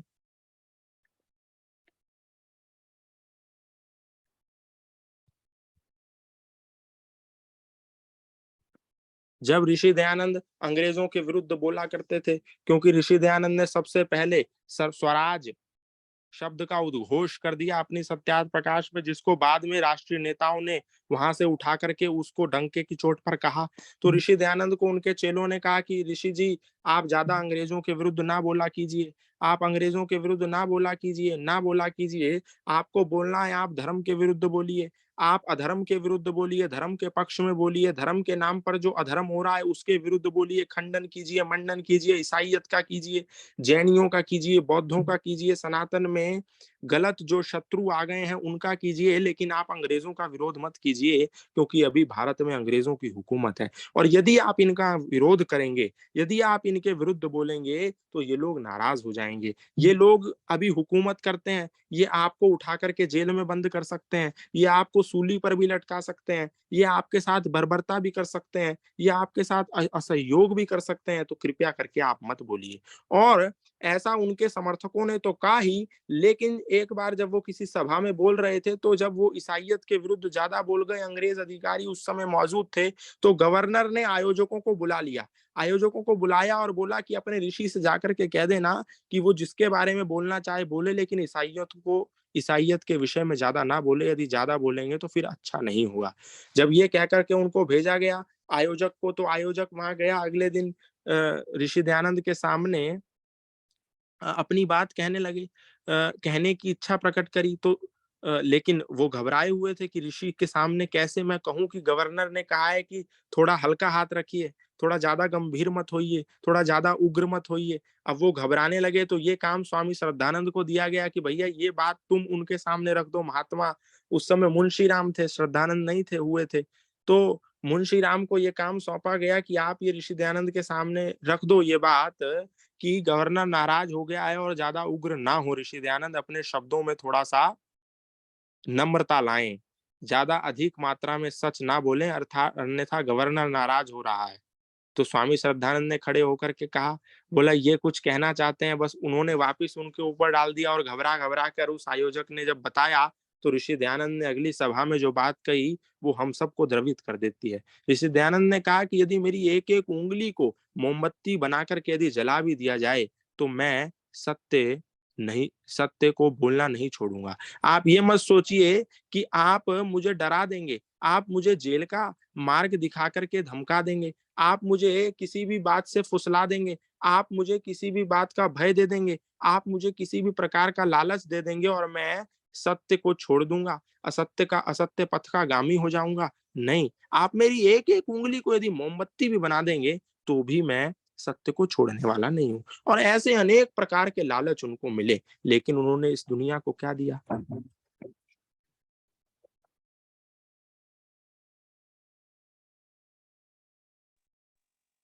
लेकिन उन्होंने इस दुनिया को क्या दिया? उन्होंने इस दुनिया को अमृत के प्याले पिलाए। उनको क्या मिला? उनको जहर मिला। एक बार नहीं मिला, दो बार नहीं मिला, तीन बार नहीं मिला, चार बार नहीं मिला, पांच बार नहीं मिला, पूरा 17 बार मिला। और जहर तो एक तरफ छोड़ दीजिए, कभी उनके ऊपर अजगर फेंका गया, कभी उनके ऊपर ईंट फेंकी गई, कभी उनके ऊपर पत्थर फेंका गया, कभी उनके ऊपर विषैले सांप फेंक दिए गए, कभी उनके ऊपर नाना प्रकार के हमले किए गए, कभी उनको गालियों की बौछारें सहनी पड़ी, लेकिन फिर भी वो एक ऋषि अकेला था जिसने इस दुनिया को अमृत के प्याले पिलाए। वो व्यक्ति इस दुनिया में अकेला लड़ता रहा, अकेला चलता रहा और अपने मत का प्रचार नहीं किया, अपना कोई अलग धर्म नहीं बनाया, अपना कोई अलग संप्रदाय नहीं बनाया, अपना कोई अलग मजहब नहीं बनाया, अपना कोई अलग पंथ नहीं बनाया, और जाते जाते दुनिया को, अपने अनुयायियों को, वेद पथगामियों को, सनातन को मानने वालों को सिर्फ एक संदेश दिया। बोला मेरे जाने के बाद मेरी कोई मूर्ति मत बनाना, मेरी कोई समाधि मत बनाना, मेरी कोई मंदिर मत बनाना, मेरा कोई मठ मत बनाना, मेरी कोई किसी भी प्रकार की मेंबर मत बना देना। तुम मेरे शरीर की राख को जाकर के इस देश के खेतों में गिरा देना। एकमात्र व्यक्ति जिसने अपनी पूजा नहीं करवाई, जिसने ये कहा कि मैं वेद पथगामी हूँ, मैं ईश्वर का अनुयायी हूँ, मेरे जाने के बाद तुम मेरी पूजा मत करने लगना, तुम परमात्मा की पूजा करना। मैं तो केवल वेद पथ का रास्ता तुमको दिखाने आया था और अब जा रहा हूँ। मैं तो केवल सत्य पथ का रास्ता तुम्हें दिखाने आया था, अब जा रहा हूँ। मैं तो केवल ईश्वर के असली स्वरूप की व्याख्या तुम्हारे मध्य करने आया था, अब जा रहा हूँ। लेकिन इस दुनिया में उनके बहुत सारे अनुयायी हुए जिन्होंने अपने मंदिर बना लिए, जिन्होंने अपने आप को जीते जीतो पुजवाया, और मरने के बाद उन्होंने स्वयं को महाकाल कह करके सिद्ध कर दिया। ऐसे कौन लोग थे? गायत्री परिवार के संस्थापक। गायत्री परिवार के संस्थापक को आज कोई कौन नहीं जानता? वो मथुरा आर्य समाज में पदाधिकारी थे। आज उन्होंने इतना बड़ा मत स्थापित कर दिया, अलग से श्री राम मत चल गया और गायत्री परिवार बन गया, अखिल विश्व गायत्री परिवार बन गया, और उनके शिष्यों ने, उनके चेलों ने उनको महाकाल का अवतार घोषित कर दिया। स्वयं महाकाल। आप देखिए वेदों के मंत्रों में मिलावट करके कैसे यज्ञ किया जाता है, ऐसे किया जाता है। ओम तन्नो श्री रामः प्रचोदयात्, ओम तन्नो भगवती प्रचोदयात्। मतलब गायत्री मंत्र में मिलावट करके अपने गुरुदेव पंडित श्री राम शर्मा आचार्य को फिक्स करके इंजेक्ट करके गायत्री मंत्र में इंजेक्ट करके उसकी आहुति दी जा रही है। भगवती देवी शर्मा जो उनकी धर्म पत्नी थी, उनको इंजेक्ट करके गायत्री मंत्र में उसकी हवन में आहुति दी जा रही है। मतलब ऋषि दयानंद ने अपने मूर्ति का बखान नहीं किया, अपनी पूजा का बखान नहीं किया, परमात्मा की उपासना का बखान किया। लेकिन उन्हीं के रास्ते पर चलते चलते एक व्यक्ति आता है जो स्वयं की पूजा कराने लगता है, स्वयं को ईश्वर का अवतार घोषित करने लगता है। तो कहने का तात्पर्य यह है कि ऋषि दयानंद ने कभी भी स्वमत की अर्थात स्वयं के अलग धर्म को स्थापित करने की बात नहीं करी। एक राजा थे जिन्होंने उनको कहा कि हम आपको इस बहुत बड़े मंदिर का महंत बना देंगे, बहुत बड़े मंदिर का अधिष्ठाता बना देंगे, और यहाँ लाखों लाख रुपया का क्या चढ़ता है, चढ़ावा आता है जी, यहाँ पर दान आता है, यहाँ बड़ी बड़ी दक्षिणाएं आती हैं, यहाँ बड़े बड़े धन्ना सेठ आते हैं और आकर के बड़ा बड़ा धनराशि पैसा चढ़ा करके चले जाते हैं। तो आप एक काम कीजिए, मूर्ति पूजा का विरोध मत कीजिए। आप एक काम कीजिए, ये जो असत्य मत समाज में चल रहे हैं इनका विरोध मत कीजिए। आप बस चुपचाप इस मंदिर के अधिष्ठाता बन जाइए, इसके बड़े महंत बन जाइए, और इसका महंत बन करके बस चुपचाप यहाँ धन धन आ रहा है, दान आ रहा है, उसका उपभोग कीजिए और अपने जीवन को आराम से जिए। तो ऋषि दयानंद ने इस बात को बोला कि नहीं, मैं तो इस विषय को बिल्कुल स्वीकार नहीं करता। मेरा इस समाज में आना हुआ है, मैंने अपने गुरु को वचन दिया है, गुरु विरजानंद दंडी को, कि मैं इस समाज में एक एक पल अपना असत्य के विरुद्ध देना चाहता हूँ। मैं इस समाज के सोए हुए खून में एक उबाल पैदा करना चाहता हूँ। मैं इस सोई हुई मानसिकता को, युवा पीढ़ी को जगाना चाहता हूँ। मैं भारत माता के हृदय में लगी हुई जंजीरों को तोड़ना चाहता हूँ। मैं इन बेड़ियों से भारत के एक एक व्यक्ति को आजाद कराना चाहता हूँ। और उन्होंने उस प्रस्ताव को ठुकरा दिया। तो उस राजा ने कहा, बोले देख लो महाराज, तुमको कोई व्यक्ति नहीं मिलेगा जो इतना बड़ा ऑफर तुमको दे। तुमको कोई व्यक्ति इस दुनिया में, भारत में मिलने वाला नहीं है जो इतना बड़ा गद्दी का महंत तुमको बनाने का प्रस्ताव प्रस्तुत करे। तो ऋषि दयानंद ने कहा, अरे महाराज, तुम सोचते हो कि तुम मुझे प्रस्ताव दे रहे हो और कोई मुझको मिलेगा नहीं, लेकिन तुम एक बात याद रखना कि कोई व्यक्ति तुमको भी मिलने वाला नहीं है जो इतने बड़े प्रस्ताव को ठुकरा दे। इसलिए मेरा नाम दयानंद है, इस बात को तुम ध्यान रखना। लेकिन उस ऋषि दयानंद को हम लोगों ने क्या दिया? उस ऋषि दयानंद को हम लोगों ने क्या श्रद्धांजलि दी? उस ऋषि दयानंद को, स्वामी श्रद्धानंद को, लाला लाजपत राय को, महाशय राजपाल को, पंडित चमुपति एमए को, जिन लोगों ने अपने प्राणों का बलिदान दे दिया, जिन्होंने अपने प्राणों का उत्सर्ग कर दिया, उन लोगों को हमने क्या दिया? उन लोगों को हमने असली श्रद्धांजलि भी नहीं दे पाए। आज आर्य समाज के बाहर ऋषि दयानंद को कौन जानता है? आज आर्य समाज के बाहर स्वामी श्रद्धानंद को कौन जानता है? आज आर्य समाज के बाहर महाशय राजपाल को कौन जानता है? कोई नहीं जानता। लेकिन उनके कार्यों को सब लोग अपनी बातों में कहते हैं, उनकी बातों के, उनके विचारों के प्रचार सब करते हैं, लेकिन दूसरे लोगों के चित्र चिपका करके उनकी बातों का समाज में प्रचार किया जाता है। इससे बड़ा अन्याय उन लोगों के साथ क्या होगा जिन्होंने अपने प्राण दे दिए, जिन्होंने अपना सब कुछ दे दिया, जिन्होंने अपना घर बेच दिया, जिस स्वामी श्रद्धानंद ने अपनी कोठी बेच दी, जिस स्वामी श्रद्धानंद ने अपने संसाधन दांव पे लगा दिए। किसके लिए? अपने लिए नहीं, अपने बच्चों के लिए नहीं, इस समाज में एक नया गुरुकुल स्थापित करने के लिए। अपने बच्चों की वसीयत तक गुरुकुल में जिसने दान दे दी हो, इंद्र विद्या वाचस्पति की संपत्ति जिसने दान दे दी हो, वसीयत में दस्तखत करा लिए हो कि मैं तुम्हारी जितनी संपत्ति है, जो मेरे बाद मेरे पुत्र होने के नाते तुमको मिलनी थी, मैं चाहता हूं कि ये भी दान कर दी जाए। क्यों? क्योंकि केवल उन्होंने रात्रि में जब गुरुकुल कांगड़ी में मेला लग रहा था तो किसी के मुंह से सुन लिया, अरे एक माँ अपने पति से बोली, तुम चाहते हो कि स्वामी श्रद्धानंद के गुरुकुल में मैं अपने बच्चों का दाखिला दिलवा दूं? अरे मेरे बच्चे यहाँ पढ़ करके क्या बन जाएंगे? तो उसके पति ने कहा, देखो ना, इस महात्मा मुंशीराम ने अपने बच्चों को भी इसी गुरुकुल में डाल रखा है। तो वो माँ क्या बोली? बोली, अरे तुमको क्या पता, इसने तो अपने बच्चों के लिए वो जो जलंधर में कोठी है, जो इसकी संपत्ति है, उसको रखा हुआ है। अगर कुछ नहीं बना तो इसके बच्चे तो आराम से खा पी लेंगे, अपना गुजर बसर कर लेंगे। बस इतनी सी बात थी जो स्वामी श्रद्धानंद ने सुन ली। और जब उन्होंने सुन ली तो पहले ही सुबह उन्होंने दोनों बच्चों को प्रातःकाल अपने कक्ष में बुलवाया। अपने कक्ष में बुलवा करके उनके हाथ में एक पर्चा थमा दिया। उस पर्चे में क्या लिखा था जी? उस पर्चे में ये लिखा था कि ये जितनी संपत्ति है हमारी, ये सब हम गुरुकुल को दान करते हैं। उस महात्मा, उस तपस्वी का बलिदान देखिए कि उसने एक बात, क्योंकि किसी के मन में संशय पैदा हो गया था कि श्रद्धानंद ने अपने बच्चों के लिए कुछ रख लिया है, उन्होंने उसी समय वो सारा धन, वो सारी संपदा, वो सारी संपत्ति गुरुकुल को दान दे दी और अगले दिन सार्वजनिक घोषणा कर दी कि मेरी जो बची कुची संपत्ति थी, आज वो भी मैं गुरुकुल को दान देता हूं, जिससे इस देश का, समाज का कल्याण हो सके। जिसने अपने बच्चों तक के लिए कुछ नहीं रखा। लेकिन उस आजादी की गाथा को कौन बताएगा? उस गांधी को साउथ अफ्रीका में फंड देने वाले कौन थे? स्वामी श्रद्धानंद थे। जब महात्मा मदन मोहन मालवीय के पास तार आया जिसमें लिखा था कि महात्मा जी, यहाँ मेरे को बिरला ने पैसा देना बंद कर दिया है, अब मैं ये लड़ाई गोरे कालों के बीच की भेद की लड़ाई यहाँ पर कैसे लड़ूंगा? मुझे पैसा नहीं दिया जा रहा है, मैं कैसे अपनी आवाज उठाऊंगा? तो महात्मा मदन मोहन मालवीय ने कहा कि स्वामी श्रद्धानंद को मैं लिखता हूँ, वो तुम्हारी इसमें जरूर अवश्य कोई मदद करेंगे। स्वामी श्रद्धानंद के पास ये संदेश पहुंचा कि महात्मा मदन मोहन मालवीय कह रहे हैं कि गांधी गोरे कालों का आंदोलन जो दक्षिण अफ्रीका में लड़ रहे हैं, उसके लिए पैसा खत्म हो गया है, वो आंदोलन बंद हो जाएगा, वो बीच में शिथिल पड़ जाएगा, इसलिए उनका कुछ सहयोग करो। उस स्वामी श्रद्धानंद ने गुरुकुल के उस यज्ञशाला में सारे ब्रह्मचारियों को इकट्ठा किया, सारे आचार्यों को बुलाया, सारे कर्मचारियों को बुलाया और एक उद्घोषणा करी। उनने कहा कि गांधी जी युद्ध लड़ रहे हैं। कैसा युद्ध? वैचारिक युद्ध लड़ रहे हैं दक्षिण अफ्रीका में।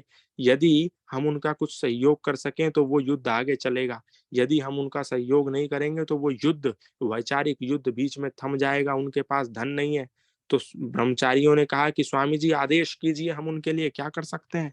तो सारे ब्रह्मचारियों ने जैसे ही आदेश स्वामी जी से निवेदन किया, तो स्वामी जी ने कहा कि मैं चाहता हूं कि तुम्हारा एक समय का दूध बंद कर दिया जाए, और जो वो दूध एक समय का बंद कर दिया जाएगा, उससे जो पैसा बचेगा वो गांधी जी को हम भेज पाएंगे, उससे उनका युद्ध लड़ा जाएगा, वो वैचारिक युद्ध लड़ने में कामयाब हो पाएंगे। तो सारे ब्रह्मचारियों ने क्या कहा होगा जब श्रद्धानंद ने पैरवी करी कि तुम्हारा एक समय का दूध बंद करके उसका जो पैसा आएगा वो मैं गांधी को भेजना चाहता हूं।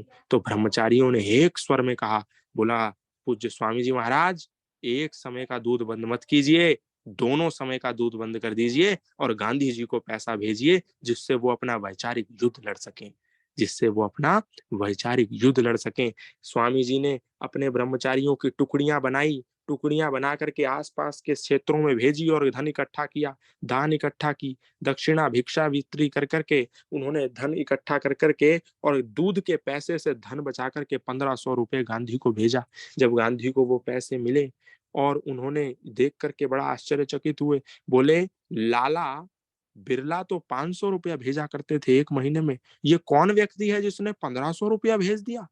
ये तो बड़े आश्चर्य की बात हुई, एक इतना बड़ा धन्ना सेठ 500 भेजा करता था। ऐसा कौन महात्मा है, ऐसा कौन सन्यासी है जो 1500 भेज रहा है? उन्होंने तुरंत अमर हुतात्मा, जिनको स्वामी श्रद्धानंद को जिनके द्वारा संदेश प्राप्त हुआ था, महात्मा मदन मोहन मालवीय को संदेश भेजा। बोला ये कौन महात्मा है जो 1500 रुपए भेजा? तो उन्होंने कहा ये स्वामी श्रद्धानंद है, ये महात्मा मुंशीराम है जो गुरुकुल चलाते हैं। कहाँ चलाते हैं जी? हरिद्वार में चलाते हैं, जंगल के बीच में चलाते हैं। एक तरफ डरावनी गुफाएं हैं, कंदराएं हैं, हिमशिलाएं हैं, और दूसरी तरफ कलकल नदी की धारा बहती है, बीच में जंगली जानवर विचरण करते हैं, वहां पर वो ब्रह्मचारियों का निर्माण करता है, उसने भेजे हैं। तो गांधी ने कहा कि अब जब मैं भारत लौटूंगा तो सबसे पहले श्रद्धानंद जी से मिलने जाऊंगा। और ऐसा ही हुआ, जब वो भारत लौटे दक्षिण अफ्रीका से तो सबसे पहले स्वामी श्रद्धानंद जी महाराज से मिलने पहुंचे, और आपको जान करके आश्चर्य होगा, सीधा उनके पैरों में गिर पड़े, पैर छुए और छू करके जैसे ही उन्होंने स्वामी श्रद्धानंद ने उन्हें उठाया और बोला कि मैं तुम्हें मिस्टर गांधी नहीं कहूंगा, मैं तुम्हें महात्मा गांधी कहूंगा। जिस व्यक्ति ने गांधी को महात्मा की उपाधि दी हो, उस स्वामी श्रद्धानंद के साथ उस व्यक्ति ने कैसा अन्याय किया। जब गांधी जी को अब्दुल राशिद नाम के वैचारिक आतंकवादी ने गोली मार दी, तो उस व्यक्ति ने कहा कि अब्दुल मेरा भाई है। उस गांधी ने कहा कि अब्दुल मेरा भाई है, जिस गांधी को महात्मा की उपाधि स्वामी श्रद्धानंद जी महाराज ने दी। जिस गांधी को श्रेष्ठ युद्ध लड़ने के लिए अपने बच्चों के 2 वक्त के दूध को रोक करके पैसा भेजा, उस श्रद्धानंद को गोली मारने वाले की पैरवी किसने करी? गांधी ने करी। ये क्या था? ये भारत को आजादी किसने दिलाई? आज का हमारा विषय था, जिसको हमें जानने की आवश्यकता है और आर्य समाज की दीवारों से बाहर निकाल करके जन जन तक पहुंचाने की आवश्यकता है कि स्वामी वीर अमर हुतात्मा श्रद्धानंद कौन थे, जगत गुरु महर्षि दयानंद कौन थे, लाला लाजपत राय कौन थे, वीर हकीकत राय कौन थे, महात्मा हंसराज कौन थे, लाला हरदयाल कौन थे और लाला लाजपत राय कौन थे, वीर सावरकर कौन थे, ये लोगों को बताने की आवश्यकता है। चार दीवारी से इन प्रतिमाओं को निकालने की आवश्यकता है। मुस्कान जी ने कहा कि आज संसद भवन में नाना प्रकार के ऐसे लोगों की प्रतिमाएं लगी हुई हैं, ऐसे लोगों की उस शिलाओं पर, उस दीवारों पर चित्र अंकित हैं, जिन लोगों का कोई समाज में योगदान नहीं रहा, जिन लोगों का भारत की आजादी में कोई अनुदान नहीं रहा, उन लोगों की बड़ी बड़ी तस्वीरें इस देश के संसद भवन में लगी है। लेकिन जिस व्यक्ति ने सर्वाधिक योगदान दिया, जिसके सर्वाधिक अनुयायी इस देश के आंदोलन में स्वयं को आहूत कर गए, उस जगत गुरु ऋषि दयानंद का कोई कहीं चित्र नहीं है, कहीं कोई प्रतिमान नहीं है, कहीं कोई प्रतिमा नहीं है। अरे याद करो उस आर्य पथिक पंडित लेखराम को, याद करो उस वीर गुरुदत्त विद्यार्थी को जो परमात्मा में यकीन तक नहीं करता था, जो इस आधुनिक भारत का प्रथम प्रोफेसर था, जिसकी टर्मिनोलॉजी ऑफ वेदास आज भी ऑक्सफोर्ड विश्वविद्यालय में पढ़ाई जाती है। सब कुछ जानने के बाद भी वो व्यक्ति परमात्मा में यकीन नहीं करता था। वो ऋषि का भक्त था, वो आर्य समाज का अग्रणी नेता था, लेकिन वो परमात्मा में विश्वास नहीं करता था। उसने क्या कहा ऋषि दयानंद को अंतिम क्षण में, जब ऋषि दयानंद के पूरे शरीर से खून बह रहा था, जब पूरे शरीर में मवाद उत्पन्न हो रहा था, जब पूरे शरीर में फोड़े लगे हुए थे, उस समय भी उस ऋषि दयानंद के चेहरे पर एक कांति थी, एक आभा थी, एक तेज था, एक ओज था, लेकिन पीड़ा थी। पीड़ा के साथ साथ भी उस ऋषि दयानंद के चेहरे पर जब कांति थी, आभा थी, उसके बाद जब उस गुरुदत्त विद्यार्थी ने देखा कि इतनी पीड़ा के बाद भी ऋषि मुस्कुरा रहे हैं, चेहरे पर मुस्कुराहट है, हंसी है, तेज का भाव है, तब उन्होंने कहा कि हे ऋषि दयानंद, मैं परमात्मा में तो नहीं मानता था, लेकिन आपकी इतनी पीड़ादायक शैया के बाद भी जो चेहरे पर मुस्कान आ रही है, वो मुझे मजबूर कर रही है परमात्मा में यकीन करने के लिए, परमात्मा में विश्वास करने के लिए। तो ये ऋषि दयानंद का, स्वामी श्रद्धानंद का योगदान था आजादी की उस वीर शिरोमणि आंदोलन में, लंबी श्रृंखला में। इन्हीं शब्दों के साथ बहुत बहुत धन्यवाद, बहुत बहुत आभार। बहुत बहुत आभार सम्मानीय गौतम खट्टर जी और बहन मुस्कान जी। आज जो शुरुआत हुई बहन मुस्कान जी द्वारा, निश्चित रूप से बहुत बधाई की पात्र है वो। और गौतम खट्टर जी जो रास्ते में थे कहीं से, लेकिन समय से नहीं जुड़ पाने की वजह से बाद में उनको पूरा समय मिला, हम सभी लोगों ने सुना। और मैं सभी लोगों को बता दूं, जितने भी हमारे श्रोतावृंद हैं प्रतिदिन जुड़ने वाले, आज पहली मुलाकात है हमारी गौतम खट्टर जी से सोशल मीडिया के माध्यम से। उनके छोटे छोटे जो वीडियोज हम देखते थे, इंस्टाग्राम हो चाहे यूट्यूब पे हो, तो उनको देख करके, फेसबुक पे देख करके हमें लगा कि एक ऐसे व्यक्तित्व को हम सभी आप लोगों के बीच में लाएं। और निश्चित रूप से वो आज का हमारा जो मिशन था, जो उद्देश्य था, वो आज पूरा हुआ। गौतम खट्टर जी को आप लोगों ने सुना निश्चित रूप से, और यही एक बार जोरदार सभी लोग तालियां जहां जहां बैठे हैं वहीं से कर ध्वनि के साथ उनका सम्मान करें। और एक बात मैं बीच में बोलना चाहता हूँ, मैं जो बोलना रह गया मेरे द्वारा छूट गई वो बात, कि स्वामी श्रद्धानंद एकमात्र ऐसे व्यक्ति थे जिन्होंने भूतो न भविष्यति इस देश की सबसे बड़ी मस्जिद जामा मस्जिद के मिंबर पर खड़े होकर के वेद मंत्रों का उच्चारण किया। वो एकमात्र ऐसे व्यक्ति थे जहां पर जिस मस्जिद में केवल इमाम को बोलने का मौका मिलता है, वहां से उन्होंने वेद मंत्रों का उच्चारण किया। और हमसे पूर्व जिन मुस्कान जी ने हमें संबोधित किया, जिन्होंने विचार प्रस्तुत करे, उन्होंने दिल्ली यानी राजधानी की एक बार में, जहां बार में क्या होता है जी, बार में लोग दारू पीते हैं, बार में लोग शराब पीते हैं, बार में लोग नशा करते हैं, बार में लोग अश्लील गानों पर ताथा थैया करते हैं। मुस्कान जी ने उस बार में वेद मंत्रों का उच्चारण करने पर वहां बैठे प्रत्येक व्यक्ति को मजबूर कर दिया। तो ये भी हमारे लिए गर्व की बात है कि अब ऋषि दयानंद की द्वितीय शताब्दी में ऐसे नौजवान तैयार हो रहे हैं जो उनकी परंपरा को, उनकी परिपाटी को आगे बढ़ा रहे हैं। ये अपने आप में मैं समझता हूँ एक बहुत बड़ी बात है गर्व की, कि कोई एक लड़की बार के अंदर वेद मंत्रों का उच्चारण करने पर बहुत बड़ी वहां बात, बैठे बहुत हुए बड़ी बात, बहुत बड़ी बात। प्रत्येक नौजवान को मजबूर कर दे। तो इसके लिए हम उनके आभारी हैं और उनको अपना नमन करते हैं और उनको शुभकामनाएं देना चाहते हैं। मुस्कान जी एक बार ऑडियो वीडियो खोल करके सामने आ जाएं, क्योंकि जिस समय आप व्याख्यान दे रही थी उस समय हम गाड़ी पे चलते समय आपको सुन रहे थे। और गौतम जी थोड़ा सा परिचय जरूर एक बार हम सभी के बीच में हो जाए। आर संदीप चहल जी जीन से जुड़े हैं। संदीप चहल जी, अभिनव जी। जी नमस्ते जी। नमस्ते संदीप जी, आइए, स्वागत है आपका। जी धन्यवाद।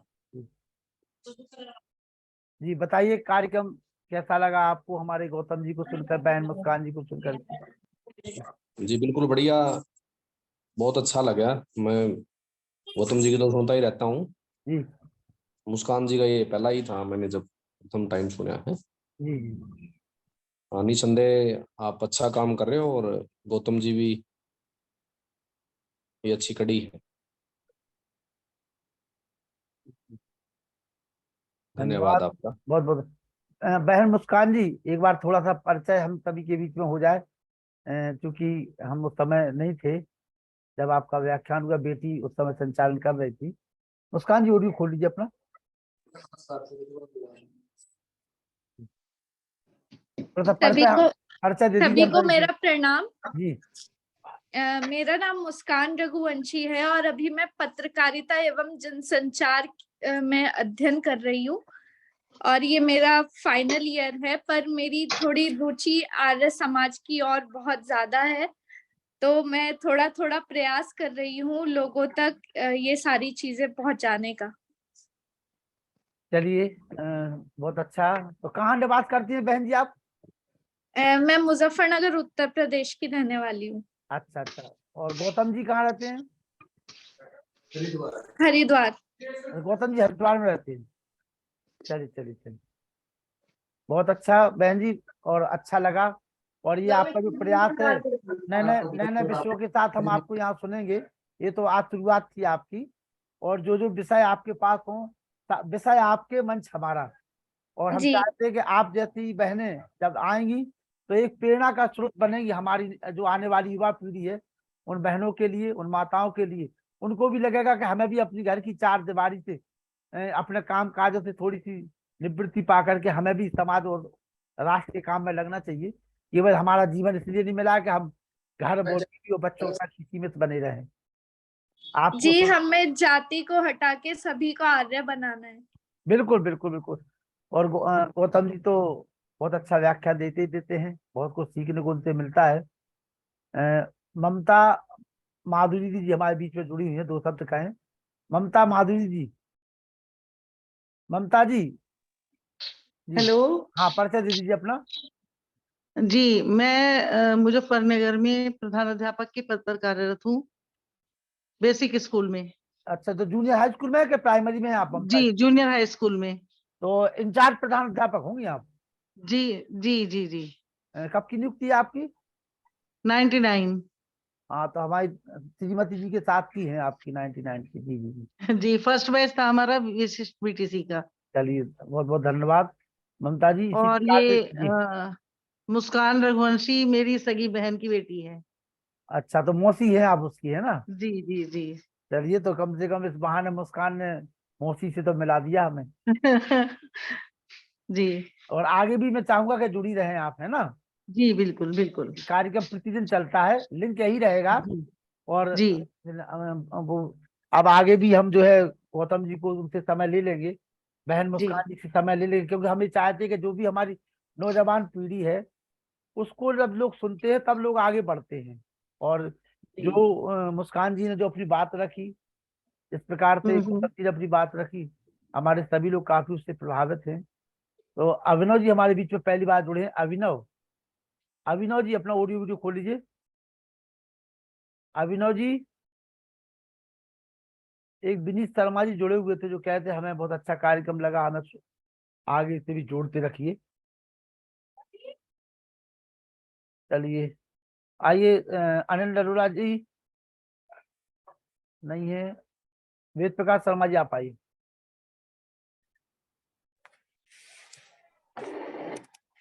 बहुत हर्ष का विषय है कि हमारे कर्मयोगी डॉक्टर कहेंगे उनको लखनलाल आर्य जी नई प्रतिभाओं को हमारे बीच में खोज के लाते हैं और युवा वर्ग के लिए हमारे बीच में लाकर के प्रोत्साहन देते हैं उन लोगों के लिए, जिससे कि वो आगे चल के देश की, क्योंकि ये नौजवान है, बहुत समय तक देश की लिए अपने योगदान देते रहेंगे, जिससे हमारा जो वैदिक धर्म है उसका प्रचार और प्रसार बहुत ही अच्छे तरीके से, बहुत उत्तम तरीके से होता रहेगा।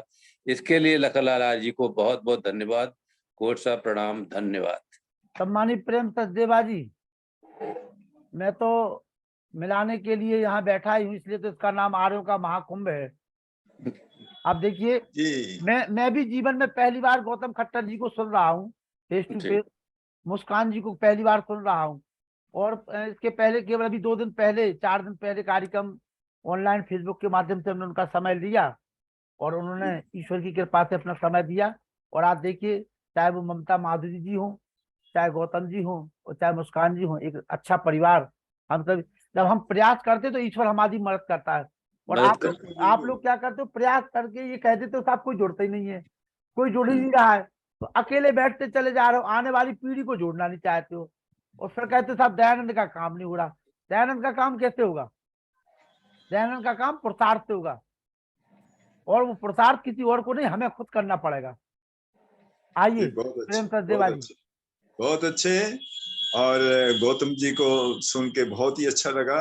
मैं चाहता हूं कि ये भी हमारे डॉक्टर राकेश आर्य जी को सुने और उनसे लाभान्वित हों, और तब ये जो हमारा परिवार है इतना बड़ा हो जाएगा, एक्सटेंडेड फैमिली ये बन जाएगा हमारा, चारों तरफ इसके जैसे वट वृक्ष होता है उस तरह बनेगा। ऐसी मेरी शुभकामनाएं हैं। बहुत बहुत धन्यवाद। बहुत बहुत आभार।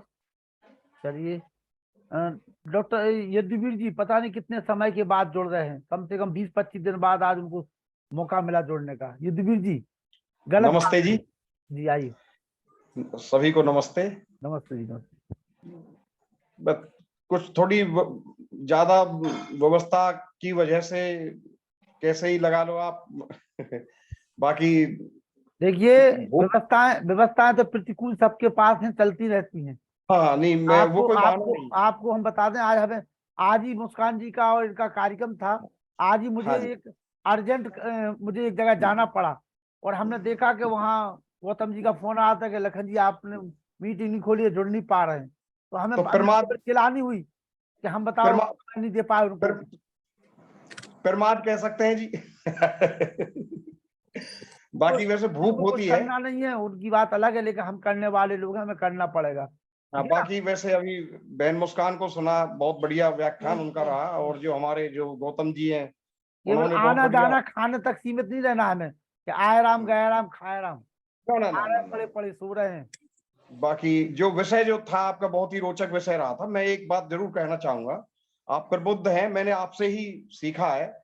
एक आर्य समाज से पहले इस तरह का कोई मंत्र कोई नहीं दिया गया, कोई ऐसा संदेश नहीं था।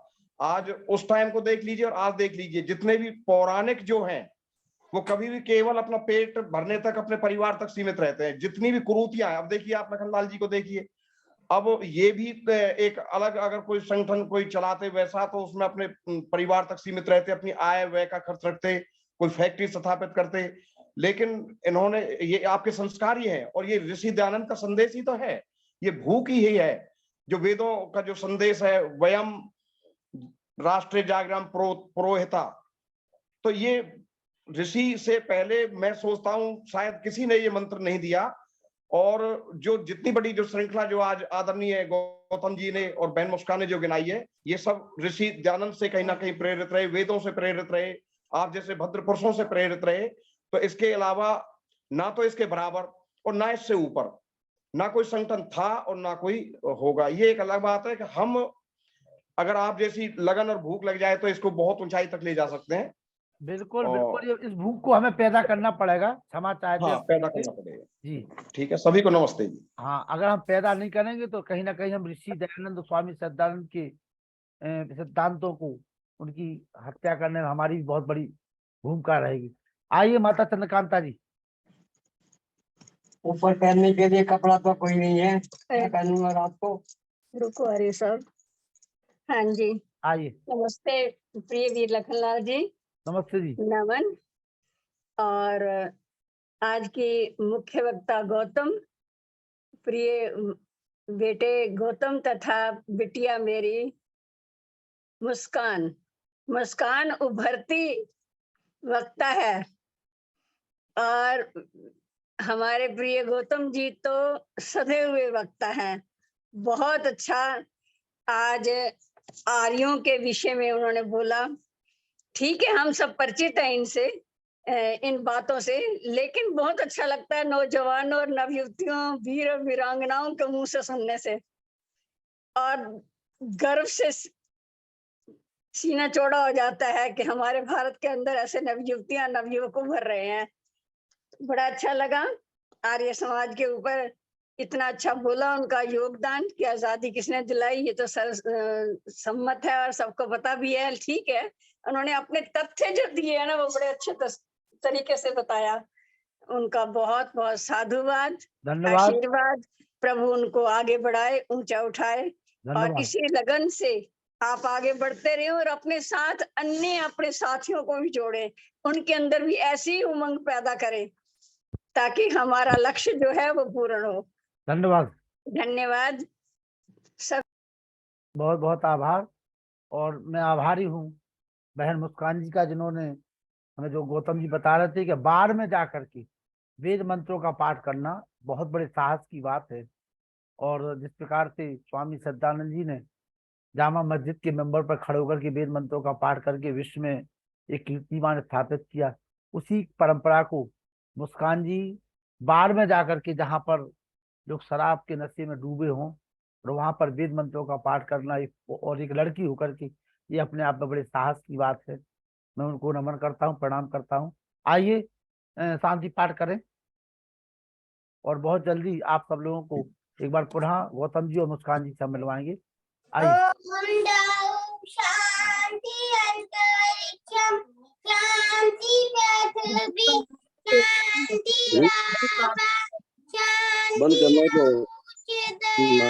शांति वनस्पतय शांति विश्व देवा शांति ब्रह्म शांति सर्व शांति शांति रेव शांति श्याम शांति रेदि ओम शांति शांति शांति। जो बोले सब सत्य सनातन वैदिक धर्म की जय, प्रजानंद की जय, योगेश्वर दयानंद की जय, मर्यादा पुरुषोत्तम श्री रामचंद्र की जय, योगेश्वर कृष्णचंद्र की जय, एक राम की जय, स्वामी सच्चिदानंद की जय, स्वामी आत्मानंद की जय, भारत माता की जय, गौ माता की रक्षा हो, पालन हो, आज समाज अमर रहे, ज्योति जलती रहे, उनका झंडा ऊंचा रहे, रियो के महाकुंभ और भारत को समझो अभियान की जय। बड़ा धनी